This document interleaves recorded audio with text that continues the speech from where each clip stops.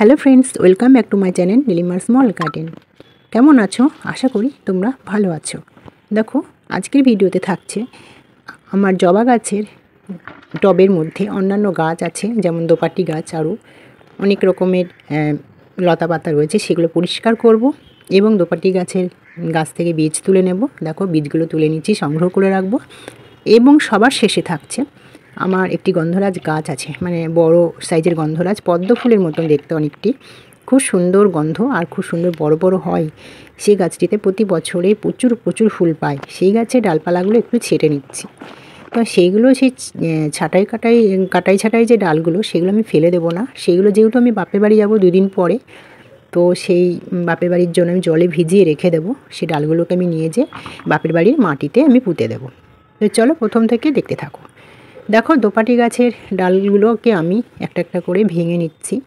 মায়া লাগছে ভাঙতে, কারণ গাছের হাত, মানে মানুষের হাত পা ভেঙে নেওয়ার মতন করে ভাঙছি, তো কষ্ট হচ্ছে। ছোটো থেকে বীজ থেকে চারা রোপণ, মানে বীজ রোপণ করে চারা তৈরি করার পরে আবার গাছগুলোকে উঠিয়ে ফেলছি। এই গাছগুলোকে না উঠিয়ে ওইটা কিন্তু আরও ফুল দিত, কুড়ি ছিল, কিন্তু আমি বাধ্য হয়ে তুলতে হচ্ছে আমাকে এই কারণে যে, দেখতে পাচ্ছ একটা কলসির মধ্যে, মাটির কলসির মধ্যে জবা গাছ বসিয়েছিলাম। সেই জবা গাছের পাশেই কিন্তু এই বীজ পড়েই, দোপাটির বীজ পড়েই কিন্তু এই গাছটি হয়েছিল।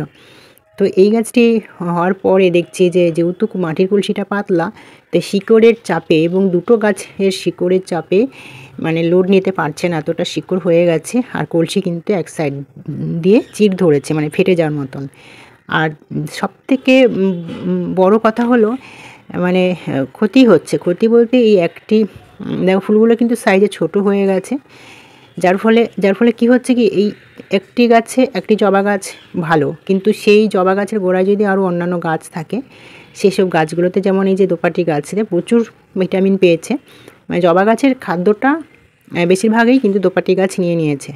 আর দোপাটি গাছ পুরো ঝোপালো, প্রচুর ফুল পেয়েছি, প্রচুর হেলদি হয়েছে, কিন্তু আমার জবা গাছটি কিন্তু সেরকম একটা হেলদি হয়নি, মানে সেরকম, মানে ভিটামিনস, যেহেতু আমি একজনের মতন ভিটামিনস দিচ্ছি, হ্যাঁ একজনের খাবার দিচ্ছি এই টবে, কিন্তু সেই জায়গায় সেই টবে দুটো গাছ রয়েছে, তো একজনের খাবারটা দুজন তার ভাগ করে ওতে পেট ভরবে না, না মানুষের অরিজিনালি মানুষ যেরকম, আমরা যেরকম আমাদের খাবারটা কি আরেকজনকে দিলে পরে আমার হাফ পেট ভরবে, ওর হাফ পেট ভরবে, মানে পেট পুরোপুরি ভরবে না। অতএব যে পুষ্টিটা আমরা পাবো, মানে ভিটামিন যেটা আমাদের দরকার, হ্যাঁ সেটা তো, সেই ভিটামিনটা পুরোপুরি পাচ্ছি না, এবং পুরোপুরি আমাদের পেট ভরছে না, এবং পুরোপুরি আমাদের শরীরে যাচ্ছে না পুরোপুরি ভিটামিনটা। তো আমি যেভাবে বোঝালাম, তো নিশ্চয়ই বুঝতে পেরেছো। আমার প্রচুর ঠান্ডা লেগেছে, এই জন্য আমার ভয়েস বসাতেও আমার একটু কষ্ট হচ্ছে। তো দেখো, তারপরে চলে এলাম টগর গাছে। সেই টগর বলতে যে গন্ধরাজ গাছ, সেই যে গন্ধরাজ গাছ যেটার কথা বলছিলাম, দেখো প্রত্যেকটা ডালে কিন্তু ছোটো ছোটো কুঁড়ি দেখতে পাচ্ছি। এবং আমি দেখো পাতা কিন্তু হলুদ হয়ে গেছে। যেহেতু পাতা হলুদ হয়ে গেছে, কেন, আমি জল বেশি একটা গাছটাতে বেশি পড়েনি, কোনো কারণে এই গাছটিতে জল আমার মানে জলের অভাব হয়েছে এটাতে। আর একটা জিনিস দেখাবো, প্রত্যেকটা ডালেই কিন্তু কুড়ি কুড়ি চলে এসছে, যার ফলে আমি এই ডালগুলো কাটতে ইচ্ছা করছে না, কিন্তু গোড়ার দিকে যে ছোট ছোট ডালপালা বেরিয়েছে সেগুলোকে ছেটে দেবো। আর এই হলুদ পাতাগুলোও আমি গাছ থেকে পরিষ্কার করে দেবো, মানে গাছের মধ্যে শুধু ওই সবুজ পাতা রাখবো আর হলুদগুলো ফেলে দেবো। পাশে দেখো একটু ঘুরিয়ে দেখাচ্ছি, অ্যাডিনিয়াম ফুলগুলো দেখতে পাচ্ছ, খুব সুন্দর। আর এই অ্যাডিনিয়াম গাছে দেখো, এই যে দেখতে পাচ্ছ না, একটি টবে দুটি অ্যাডিনিয়াম গাছ, হ্যাঁ সেই অ্যাডিনিয়ামের গাছে পাতাগুলো আমি পরিষ্কার করে দেবো, হলুদ পাতাগুলো। একটি গাছে দেখো 2 রকম কালারের ফুল হয়েছে, এই যে রানী কালারের সিঙ্গেল পাপড়ি, আবার আরেক ডালে দেখতে পাচ্ছ, আরেকটি ডালে দেখাচ্ছি, চলো। এই দেখো, থোকা সাদা এবং গোলাপি মিক্স করা একটা থোকা অ্যাডিনিয়াম, খুব সুন্দর, অপূর্ব সুন্দর।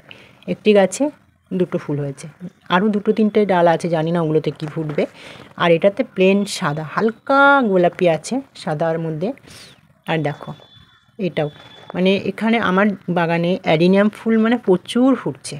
এই দেখো, ফুলটা তো ঝরে পড়ে গেল, ওটা তো 2 দিন আগে ফুটেছে। আর অ্যাডিনিয়াম ফুল কিন্তু গাছে অনেক দিন থাকে, বেশ ভালো লাগে। এর জন্য তো মরু গোলাপ, তাই না, মরু গোলাপগুলো এরকমই হয়। তো দেখো, চলে আসছে, একে একে দেখাচ্ছি, চলো বাগানটা আরেকটু ঘুরে দেখিয়ে দিচ্ছি।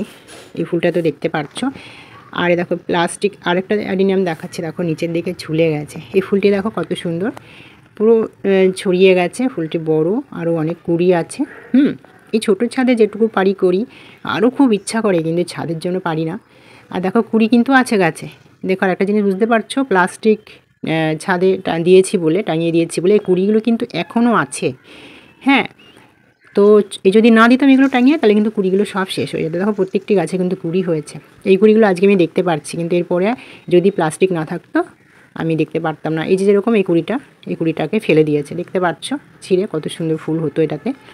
তো চলো দেখো, এই যে গন্ধরাজ পাতাগুলো কি সুন্দর না, ছোট ছোট পাতা, কিন্তু ফুলগুলো খুব সুন্দর। অন্যান্য গন্ধরাজের পাতাগুলো বড় বড় হয়, কিন্তু এই গন্ধরাজের পাতাটা না মানে ছোট ছোট, কিন্তু ফুলগুলো গন্ধরাজ ফুলেই কিন্তু গোল টাইপের হয়, মানে পদ্ম ফুলের কুড়ি যেরকম গোল হয় ওরকম গোল হয়, খুব সুন্দর লাগে দেখতে। এই যে কতগুলো হলুদ পাতা গাছের গোড়ায় পড়ে আছে দেখতে পাচ্ছ, সরিয়ে দিয়ে তোমাদেরকে একটা জিনিস দেখাচ্ছি। মাটিটা একটু চেক করে দিই। মাটি কিন্তু ভেজা ভেজা আছে, সবই আছে, হ্যাঁ, কিন্তু মাটি কম আছে বলতে যে এত শিকড় হয়ে গেছে, আমার এটাকে রিপোর্টিং করতে হবে। রিপোর্টিং মানে ওই শিকড় একটু কেটে ছেটে দিয়ে তারপর আবার নতুন করে পুনরায় বসাতে হবে। তবে আজকে আর করব না, আজকে শুধু ছোটো ছোটো ডালগুলো দেখতে পাচ্ছ, এই যে পাশে যে ডালগুলো আছে একদম নিচের ডালগুলো কেটে দিলে না গাছ কিন্তু একটু হেলদি হয়, একটু লম্বা হয়। তো দেখো এই যে নিচের ডালগুলো একদম ছোটো ছোটো ডালগুলো, সরু সরু ডালগুলো আমি কেটে দিচ্ছি। তো সরু ডাল তো কী হয়েছে, আমার ফেলতে মায়া লাগে। এই ডালগুলোকে আমি আর বাড়িতে বসাবো না, বাপের বাড়িতে যেহেতু আমি যাবো 2-1 দিন পরেই, আমি জলে ভিজিয়ে রাখবো, এর আগেও বলেছি। সেগুলোকে নিয়ে যে বাপের বাড়িতে অনেকটা জায়গা আছে, সেই জায়গাতে কোনো এক জায়গায় আমি ডালগুলোকে বসিয়ে দেবো, দিয়ে বাড়ি আসবো। তারপর আবার যখন পুনরায় বাড়িতে যাব তখন চেক করব যে গাছগুলো আদৌ হয়েছে কি না, সেটাও শেয়ার করব।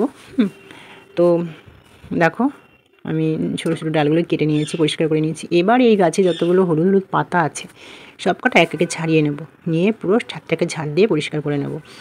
হ্যাঁ, বেশি কিছু হয়তো দেখাতে পারবো না, কিন্তু এগুলো আমাকে করতেই হবে, ছাদ একটু পরিষ্কার করতেই হবে, কারণ গাছগুলোকে ভালো রাখতেই তো হবে না। দেখো এই যেসব আমি চেক করে করে কাটছি, কারণ ফুল মানে কুড়ি চলে এসছে, তো কোনটা কাটবো না কাটবো এরকম ভেবে পাচ্ছি না। তো দেখো যেগুলো না কাটলেই না, একদম সরু সরু সেগুলো আর নেবো না, সেই ডালগুলো একটু মোটা মিডিয়াম সাইজের সেগুলো আমি বসিয়ে দেবো অন্য জায়গাতে, মানে বাপের বাড়িতে। আর কিভাবে বসাবো সেটা আমি লাস্ট পর্যন্ত তোমরা দেখতে থাকো। বেসিক্যালি আমি যেভাবে বসাই আর কি, মানে কোনো কাটিং থেকে চারা তৈরি করতে দিই সেরকমই করব, নতুন কিছু আর না, সেই পুরনোভাবেই করব। তবে দেখতে থাকো প্রথম থেকে শেষ পর্যন্ত, একদম টেনে দেখবে না, টেনে দেখলে বুঝতে পারবে না। আর দেখো ডালগুলো কাটা হয়ে গেছে। তো চলো এই ডালগুলোকে আমি এখন জলে কিছুক্ষণ ভিজিয়ে রাখি। হ্যাঁ, পুরনো গাছের ডাল ভিজিয়ে রাখলে ভালো হয়। দেখো ফাইনালি চলে এসেছি, দেখতে পাচ্ছ বাপের বাড়িতে। এই ডালগুলো আগেই পুঁতে দিয়েছি, আমি ভাবিনি যে আমার ভিডিও করতে হবে।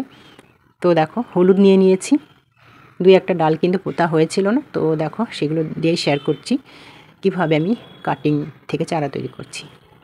তো দেখো আমার ছেলে ভিডিও করছে আর আমি করছি, আমি গাছ লাগাচ্ছি, দেখতে পাচ্ছ কাটিং তৈরি করতে দিচ্ছি। একটু রান্নার হলুদ নিয়েছি, গুঁড়া হলুদ, হ্যাঁ, সেটাই আমি ডালগুলো কেটে নিয়ে এসেছিলাম, সেই কাটা অংশতেই আমি হলুদ লাগিয়ে নিয়েছি বেশি করে। হ্যাঁ, লাগিয়ে নিয়ে দেখো আগে আমি একটু কিছু পাইনি, তাই সাঁড়াশি ছিল, নরম মাটি যেহেতু, সাঁড়াশি দিয়ে একটু, দেখতে পাচ্ছ আমি সাঁড়াশি নিয়েছি, সাঁড়াশি দিয়ে আমি একটু মাটিটা গর্ত করে নিচ্ছি। কীভাবে গর্ত করছি দেখতে পাচ্ছ, দুই দিকেই আমার দুটো করে গর্ত হয়ে যাচ্ছে, এইভাবে সুবিধা হচ্ছে আমার দেখছি সাঁড়াশিতে। দেখো এতটা আমি গর্ত করে নিয়েছি। এবারে দেখো আমি এই কাটা অংশটাই আমি হলুদ লাগিয়ে আমি মাটির মধ্যে পুঁতে দিলাম। ঠিক আছে, এই জায়গাটা এক জায়গায় সব করেছি, কারণ এই জায়গাটা নরম মাটি পেয়েছি, আর এই জায়গাটা আমি এক জায়গায় কতগুলো চারা করতে দিয়েছি, জানি না কতগুলো হবে, আশা করি সবেই হবে। তো আমি তো এটা পুঁতে বাড়িতে চলেই আসবো, তা 2 দিন আমি থাকবো বাপের বাড়িতে, 2 দিন জল টল দেবো, তারপরে জানি না বাবা দেবে কি না, বাবাকে বলে যেতে হবে। তারপরে পুনরায় যখন বাড়িতে আবার বেড়াতে আসবো যখন বাপের বাড়িতে, তখন আবার দেখিয়ে দেবো কী হলো না হলো, ঠিক আছে। তো দেখো এই দুটো ডাল আমি আরও হলুদগুলো লাগিয়ে নিচ্ছি কাটা অংশে, এই দুটো একসাথে দিয়ে দেবো, কারণ দুটো সরু সরু ডাল তো, তাই গর্তের মধ্যে একসাথে পুঁতে দিয়েছি। এটার মধ্যে যদি দুটো চারাও হয় তা অনেক, তাই না।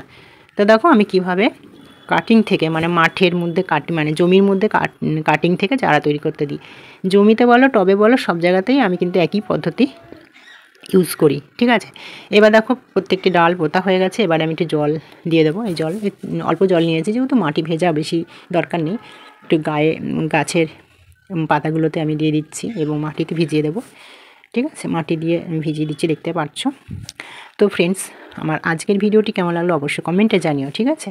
দেখো জল পুরো একদম ঢেলে দিয়ে দিচ্ছি, দেখতে পাচ্ছ।